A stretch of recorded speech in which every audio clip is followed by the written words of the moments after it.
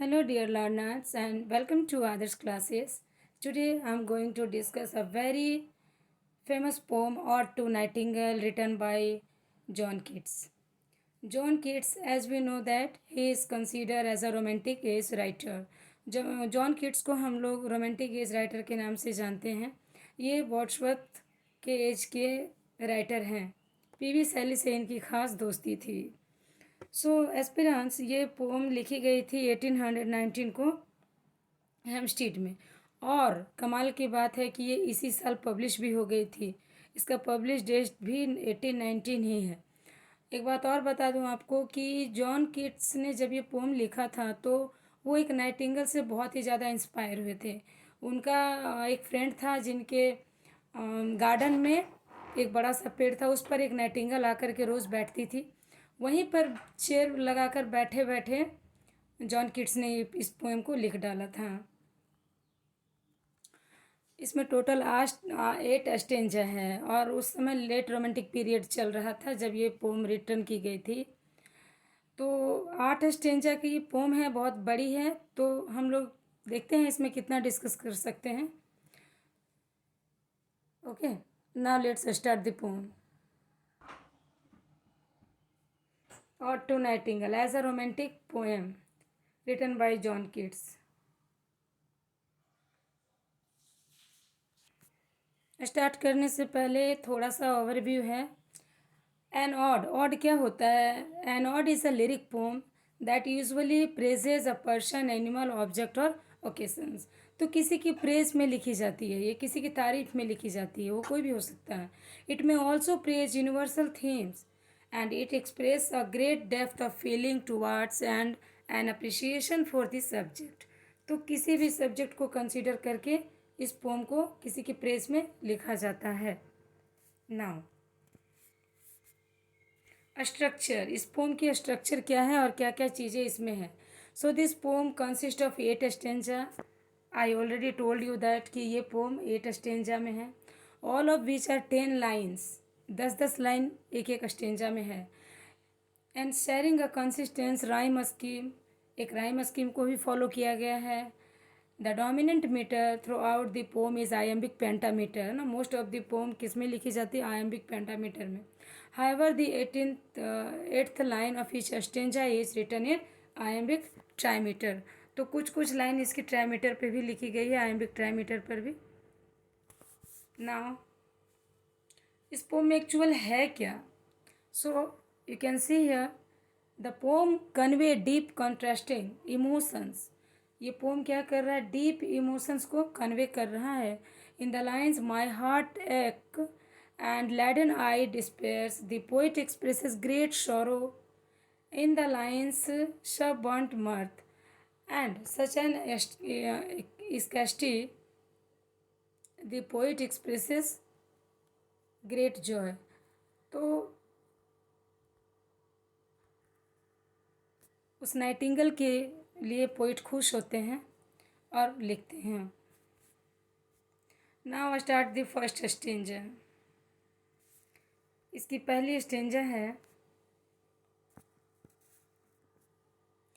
My heart ache and drowsy numbness pen. मेरा दिल दुखता है और ऐसा लगता है कि मेरा शरीर में नमनेस आ गई है, जैसे लकवा मार दिया गया है.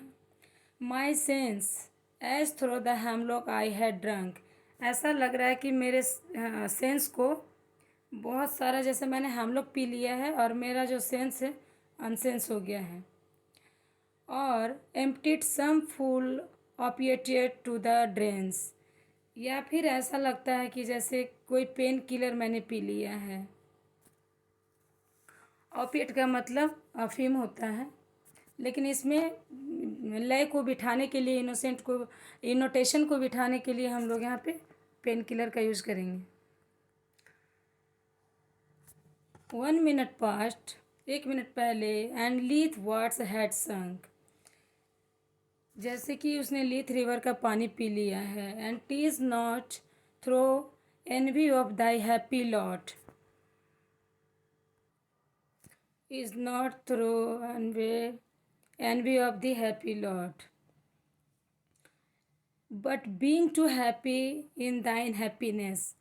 इन लाइनों में कह रहे हैं कि मैं, ऐसा नहीं है कि मैं तुम्हारी खुशी से एनवी फील कर रहा हूँ, ईर्ष्या फील कर रहा हूँ, but being too happy in thine happiness, बल्कि मैं तो खुश हूँ, तुम्हारी खुशी से खुश हूँ।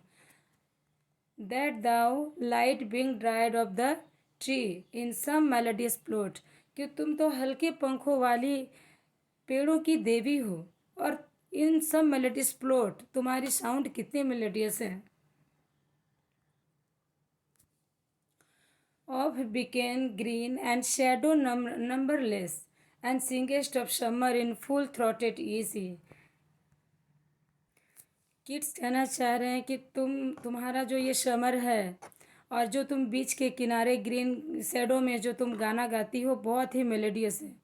But सिंगेस्ट the summer in full throated easy, जो तुम जोर जोर से लाउडली समर के समय में गाती हो, ईजी मतलब बड़े ही आराम से जो तुम गाती हो, ज़्यादा मेहनत नहीं करना पड़ रहा है, बहुत ही आराम से गाती हो। तो यहाँ पे हमारा फर्स्ट स्टेंजा ख़त्म होता है। Now let's see the second stanza. इसकी समरी है, मैं आप लोगों के साथ शेयर करना चाहूँगी फर्स्ट स्टेंजा की समरी।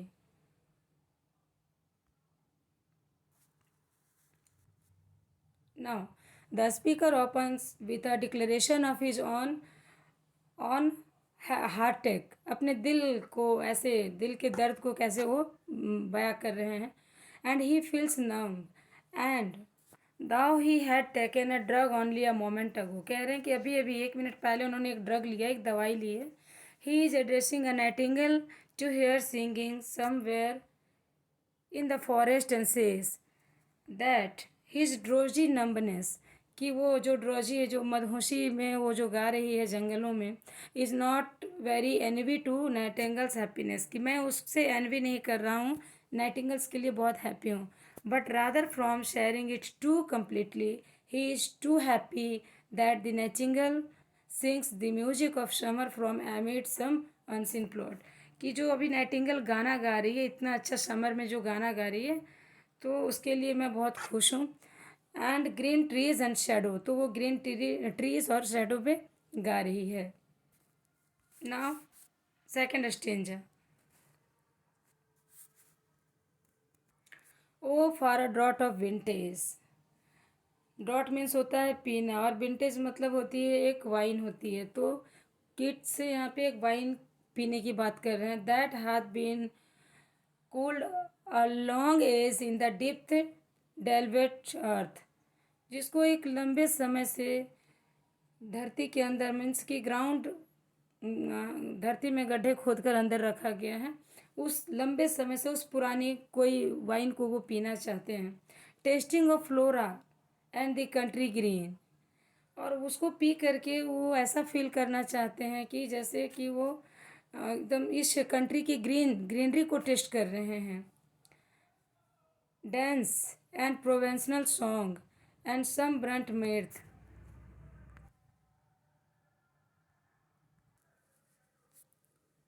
यहाँ पर डांस करते हुए, म्यूजिक बजाते हुए वो वहाँ के किसानों की खुशी को याद कर रहे हैं कि ये जब वाइन पी लेंगे तो वैसा ऐसा करेंगे। O for a beaker full of the warm south and full of the true and blissful Hippocrene, तो साउथ की बनी हुई उनको चाहिए, एक वार्म वाइन चाहिए उनको। किड्स के लिए शराब का प्याला साउथ से आना चाहिए, एकदम खरा हो, ब्लसफुल एंड हिपोक्रेन, कलरफुल हो, उस प्याले में शराब है वो कलरफुल होनी चाहिए। Okay.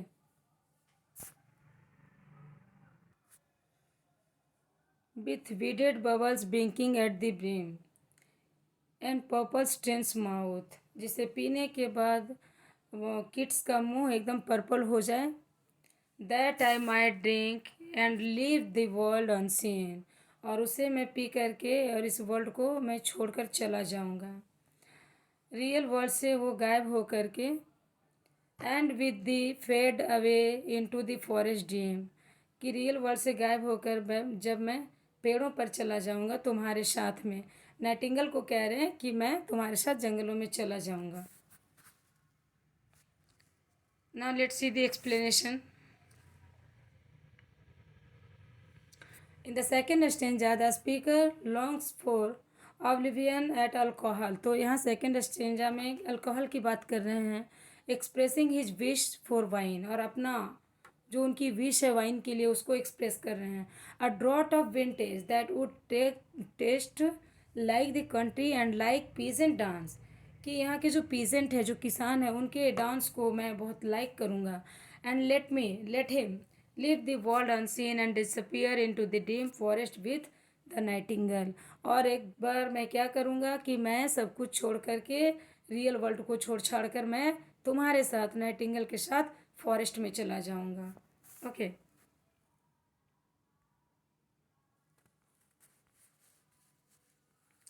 Now come to the third stanza. Fade far away, dissolve and quite forget.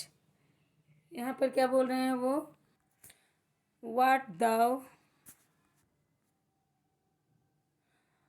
thou among the leaves hast never known, कि मैं इस दुनिया से दूर होकर के, इंसानी दुनिया से दूर होकर के मैं ग्रीनरी में जाना चाहता हूँ, ट्री के बीच में जाना चाहता हूँ, जहाँ मैं इंसानों वाली दुनिया को भूल सकूँ. The weariness, the fever and the freight, क्योंकि यहाँ पर इस इंसानों की दुनिया में वेरीनेस है, फीवर है, बीमारी है, चिड़चिड़ापन भी है. Here where men sit and hear each other groan, यहाँ लोग आपस में बैठते हैं एक साथ और एक दूसरे का दर्द सुनते हैं,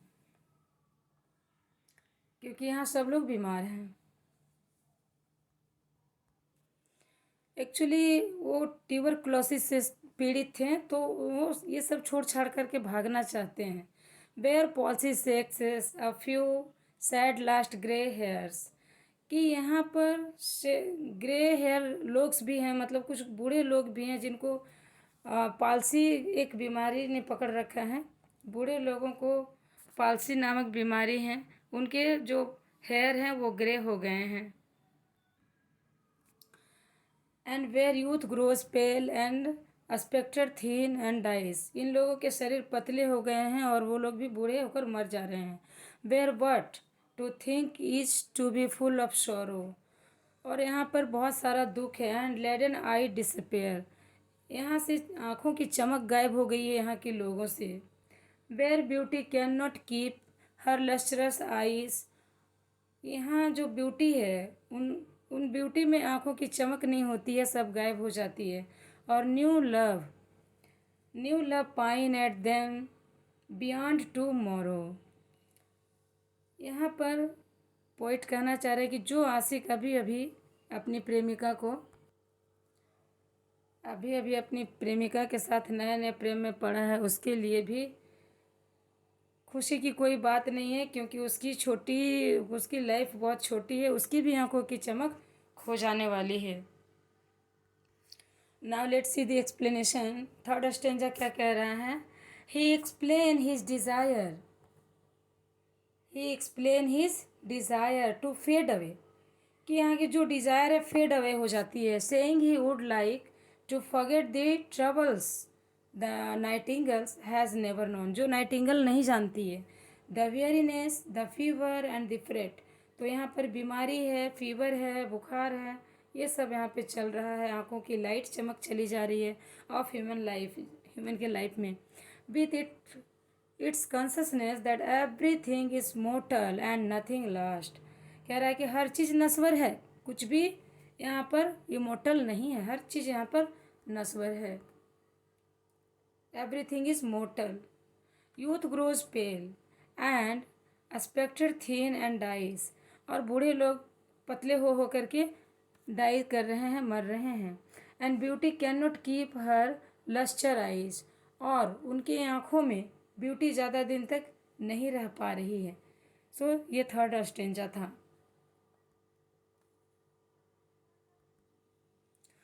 now I want to say overview of the poem.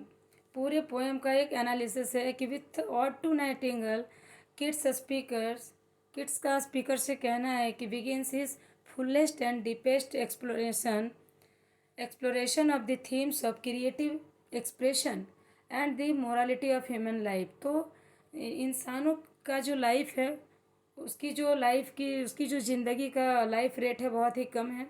In this odd, और इस ऑड में the transience of life and tragedy of the old age where palsy shakes a few sad last grey hairs. कि जहाँ कहना चाह रहे हैं कि जो यूथ हैं उनके चेहरे पे एकदम फीका फीका पेल कलर आ गया है। Is set against the internal renewal of the nightingales. और वो उस नाइटिंगल के साथ सब कुछ रिन्यूअल कर लेना चाहते हैं। Fluid music and the speaker represses the drowsy numbness he experienced in ode on indolence। जैसा कि उनकी और भी पोएम है, ode to autumn, ode to indolence, but where in the indolence that numbness was a sign of disconnection from the experience। in Nightingale, it's a sign of too full of connection, begins too happy in thine happiness। तो यहाँ पे overall poet उस Nightingale की तारीफ करना चाहते हैं और वो उनके साथ इस पूरे रियल वर्ल्ड को छोड़कर, सारे दुख दर्द को छोड़कर उस नाइटिंगेल के साथ वो जंगलों में उड़ जाना चाहते हैं। फ्रेंड्स, ये पोइट्री टोटल 8 स्टेंजा की है। इतना बड़ा एक ही दिन में पॉसिबल नहीं है और आपको भी समझ नहीं आएगी। So we will meet very soon with the next stanza. तब तक के लिए thanks for watching.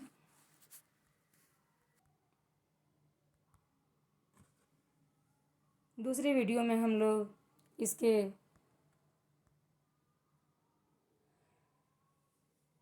Rest part को डिस्कस करेंगे। नेक्स्ट वीडियो में रेस्ट पार्ट को डिस्कस करेंगे। तब तक के लिए थैंक यू सो मच।